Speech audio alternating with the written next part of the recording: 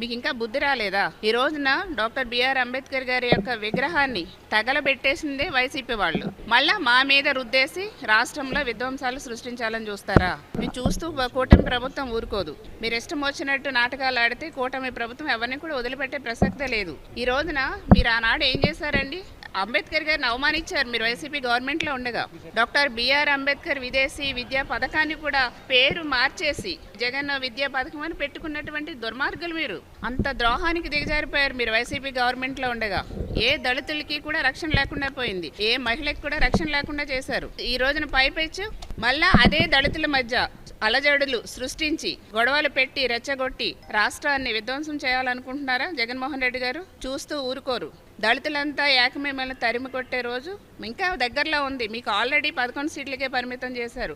రేపు పొద్దున్న అందులో అన్ని మైనస్లే ఉంటాయి, చూసుకోండి. దళితులందరూ కూడా ఏకమేమల్ని తరిమి కొడతారు. ఇట్లాంటి దళితుల మధ్య కనుక మీరు చిచ్చు పెట్టి ఇలా రాష్ట్రాన్ని అతలాకుతం చేయాలని చూస్తే కనుక దళితుల ఏకమే మీ సంగతి తేలుస్తారు.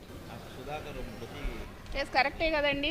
వైసీపీ గవర్నమెంట్లో ఉండగా మాస్క్ అడిగారండి డాక్టర్ గారు, అప్పుడు డాక్టర్ సుధాకర్ గారు.